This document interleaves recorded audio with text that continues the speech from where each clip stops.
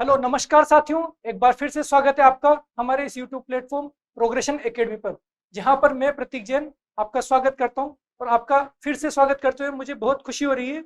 और आपके लिए एक जरूरी सूचना और साथ ही एक खुशखबरी। अब आपके लिए, आपको जैसा कि पता है कि फिर से एक नई वैकेंसी आ चुकी है, फिर से तैयारी करने का समय आ चुका है। जैसा कि आपको पता है कि 2025 में जो वैकेंसी निकली है, इसका अभी एग्जाम होना संभव नहीं है, लेकिन 2026 में भी एग्जाम होगा तो उसके लिए आपको पहले से प्रिपरेशन करनी पड़ेगी।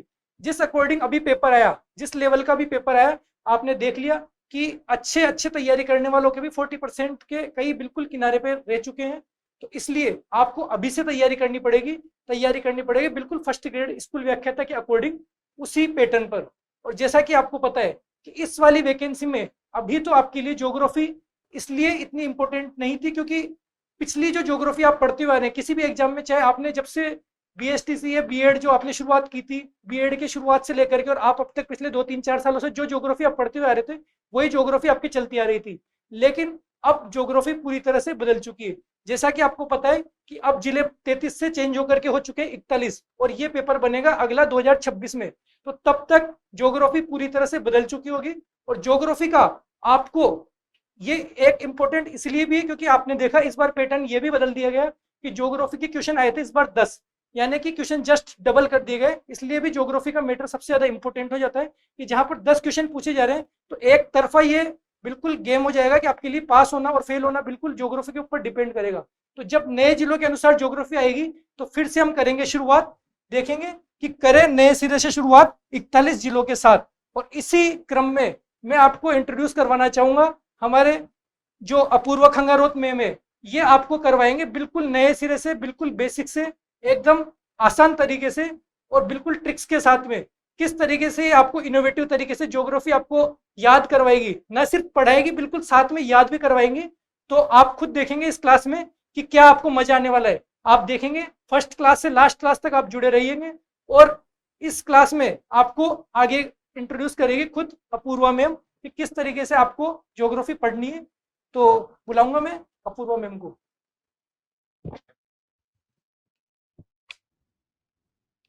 हेलो एवरीवन, जैसा कि प्रतीक सर ने आपको इंट्रोड्यूस कर दिया है, हम राजस्थान ज्योग्राफी पढ़ेंगे। और जैसा कि आप सभी जानते हैं कि वैकेंसी वापस आप लोगों की आ गई है, तो आप फिर से अच्छे से पढ़ना स्टार्ट कर दीजिए।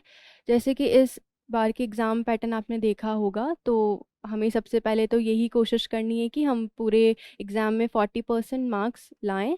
तो उसमें सबसे जो इम्पोर्टेंट सेगमेंट रहेगा वो आपका राजस्थान ज्योग्राफी रहने वाला है, और मैं आपको राजस्थान ज्योग्राफी ही पढ़ाऊँगी। तो आइए, सबसे पहले मैं आपको इस पूरी वीडियो में क्या बताने वाली हूँ उसके बारे में हम जान लेते हैं। देखिए, सबसे पहले हम पूरे वीडियो के अंदर दो चीज़ें पढ़ेंगे। इसके अंदर सबसे पहले कि फर्स्ट ग्रेड का जो आपका फर्स्ट पेपर रहेगा, राजस्थान ज्योग्राफी पढ़ेंगे इसमें हम। ठीक है। और इसके अंदर सबसे पहले इस वीडियो के फर्स्ट पार्ट में मैं आपको पढ़ाऊंगी कि क्या सलेबस है। ठीक है। उसके बाद हमारी क्या स्ट्रैटेजीज रहने वाली है कि हम इस पूरे जो राजस्थान ज्योग्राफी का सिलेबस है उसको हम किस तरीके से पढ़ेंगे, वो हमारे सेकंड पार्ट के अंदर रहेगा। तो सबसे पहले हम हमारा सिलेबस डिस्कशन कर लेते हैं। ठीक है। राजस्थान ज्योग्राफी का सिलेबस में देखिए क्या है। सबसे पहले location, extend, shape, size, physical division यानी स्थिति, विस्तार, आकार, राजस्थान की भौतिक विशेषताएं, ये आपका पहला पॉइंट है, हम इसको पढ़ेंगे। उसके बाद ड्रेनेज और क्लाइमेट यानी राजस्थान की जलवायु और अपवाह तंत्र। उसके बाद डेमोग्राफिक कैरेक्टरिस्टिक्स यानी जननांकीय विशेषताएं पढ़ेंगे। ठीक है। उसके बाद एग्रीकल्चर, लाइव स्टॉक और मिनरल रिसोर्सेस, एनर्जी रिसोर्सेस यानी कौन कौन से संसाधन के बारे में, संसाधन में कृषि है, खनिज है और ऊर्जा, इनके बारे में पढ़ेंगे। उसके बाद है आपका टूरिज्म एंड ट्रांसपोर्ट यानी पर्यटन और परिवहन, उसके बाद है आपका इंडस्ट्रीज एंड ट्रेड यानी उद्योग एवं व्यापार। तो इस तरीके से आपका फर्स्ट ग्रेड का सिलेबस है फर्स्ट पेपर का, उसमें हम राजस्थान ज्योग्राफी का सिलेबस डिस्कस कर चुके हैं। अब एक बहुत इंपॉर्टेंट क्वेश्चन आप लोगों के मन में आ रहा होगा कि हमें क्या फिर से राजस्थान ज्योग्राफी पढ़ना चाहिए या हमारे पास जो पुराने नोट्स हैं हमें वही पढ़ना चाहिए। तो इस क्वेश्चन का आंसर यही रहेगा कि जैसे कि 41 ज़िले बन गए हैं और एग्ज़ाम का पैटर्न भी आप देख रहे हैं कि चेंज हो रहा है, तो उसके अकॉर्डिंग आप अच्छे से फिर से स्टार्ट कीजिए। जो चीज़ आपके नोट्स में है उसको ठीक है आप रखिए, पर आप अपना वैल्यू एडिशन कीजिए ताकि आप आने वाले एग्ज़ाम्स में अच्छा स्कोर कर सकें। तो उसके लिए हम क्या करेंगे, उसके लिए हम किस तरीके से पढ़ेंगे वो हम देखते हैं कि कैसे पढ़ेंगे कि हमारे जो क्वेश्चंस है वो सारे हमारे ही नोट्स में से आए, हम जो पढ़े वो एग्ज़ाम में हमारा आउटपुट मिले। तो उसके लिए सबसे पहले यहाँ पे मैं आपको CRP फॉर्मूले से पढ़ाऊँगी। अब देखिए CRP फॉर्मूला क्या है। सबसे पहले हम हमेशा कंटेंट पढ़ेंगे। आपकी जो क्लासेस आएगी उसमें हम सबसे पहले क्या पढ़ना स्टार्ट करेंगे, कंटेंट पढ़ेंगे। आराम से, बहुत आराम से और शांति से हम कंटेंट पढ़ेंगे। फिर कंटेंट पढ़ने के बाद हम उसका मल्टीपल रिवीजन करेंगे और मैं आपको खुद मल्टीपल रिवीजन कराऊंगी हर टॉपिक का, कि जब आप एग्ज़ाम हॉल में बैठे रहें तो आपको ऐसे प्रॉब्लम नहीं आए कि यार मैंने पढ़ा था बट मुझे रिकॉल नहीं हो पा रहा है बैक ऑफ द माइंड। तो सबसे पहले हम कंटेंट के बाद मैं आपको खुद मल्टीपल रिवीजन्स कराऊंगी, उसके बाद हम PYQ सॉल्व करेंगे, ठीक है। और इस पूरे जो प्रोसेस रहेगा हमारा CRP फार्मूला, उसमें मेरा और आपका इक्वल रोल रहेगा। मैं आपको पहले कंटेंट बता दूंगी, रिवीजन भी करा दूंगी, प्रीवियस ईयर क्वेश्चन भी मैं सॉल्व करा दूंगी, लेकिन उसके साथ आपको भी थोड़ी मेहनत करनी पड़ेगी। जब मैं PYQs आपको सॉल्व कराऊंगी उसके बाद जो आपका वैल्यू एडिशन आएगा,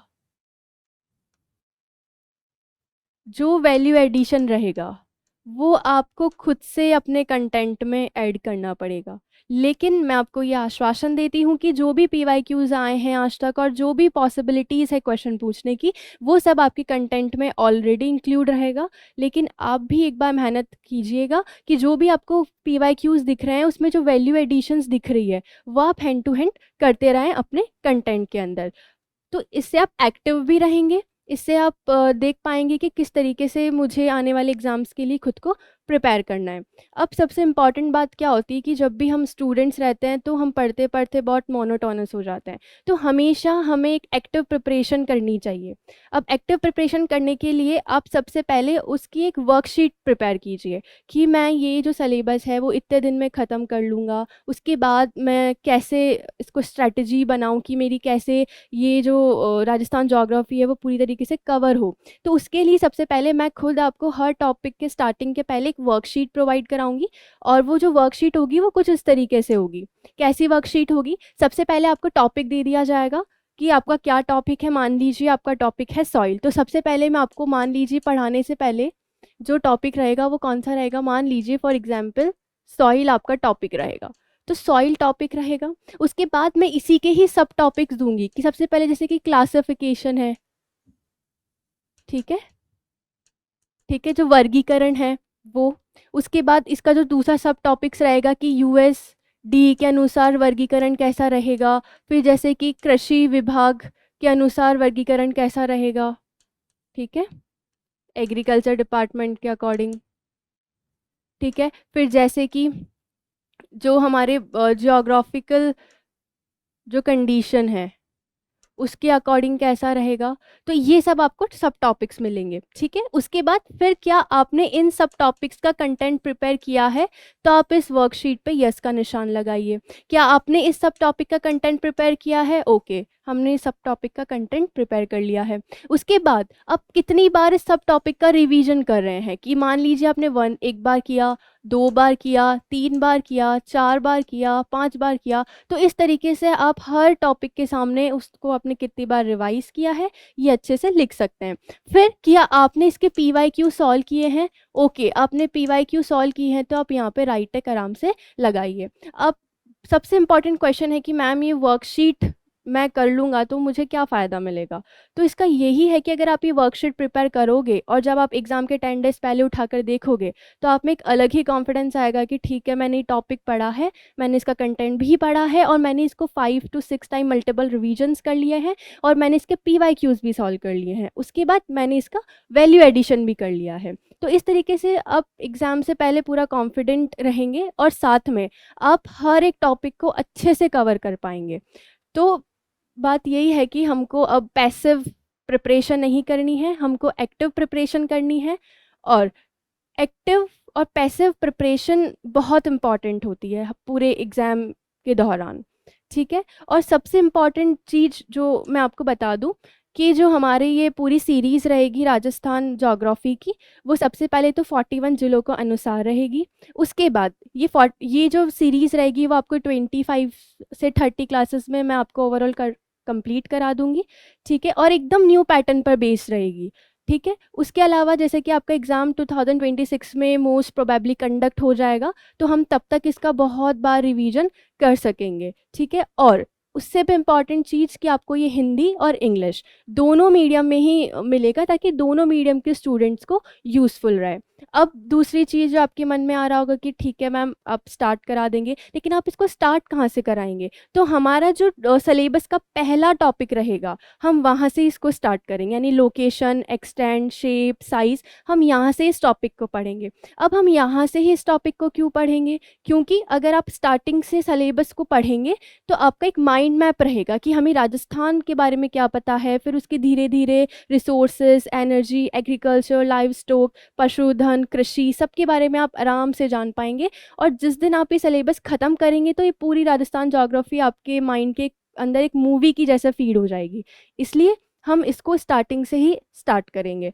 तो हम अगले वीक से इसको शुरू कर देंगे आराम से। और आपको 45 मिनट से लेकर 1 आवर तक की क्लास रहेगी, तो आपको ज़्यादा अपना टाइम भी इसमें नहीं लगाना है। पर डे आराम से आप पढ़िए, 15 मिनट्स रिवीजन कीजिए। उसके साथ में आपके पर टॉपिक के 2-3 टॉपिक ख़त्म होती है, हमारी एक रिवीजन क्लासेज आएगी आपके पास। फिर रिवीजन क्लास होने के बाद आपको PYQ सॉल्व करने को मिलेंगे। फिर बीच बीच में आपकी क्लासेस हमेशा वैल्यू एडिशन की रहेगी। कोई एग्ज़ाम आ रहा है, एग्ज़ाम में कौन से क्वेश्चन आ रहे हैं, क्या वो हमारे कंटेंट से हो पा रहे हैं, नहीं हो पा रहे हैं, हमें क्या वैल्यू एडिशन करना चाहिए, तो उसके बाद आपको ये सब आराम से मिल जाएगा, ठीक है। तो ये आपका वन स्टॉप सोल्यूशन प्लेटफॉर्म रहेगा जहाँ पर आप अपनी सारी प्रॉब्लम्स को सॉल्व कर सकते हैं।